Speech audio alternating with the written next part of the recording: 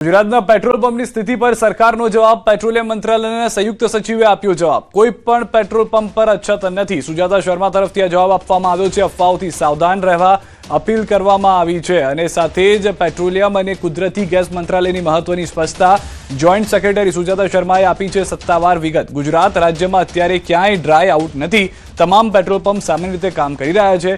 દેશમાં ઇંધણનો પુરવઠો સંપૂર્ણ રીતે સુરક્ષિત છે. લોકોએ ગભરાઈને વધારાનું સ્ટોકિંગ ન કરવું જોઈએ. પેટ્રોલિયમ મંત્રાલય સ્થિતિ પર સતત નજર રાખી રહી છે. અફવાઓ પર ધ્યાન ન આપવા લોકોને અપીલ કરવામાં આવી છે.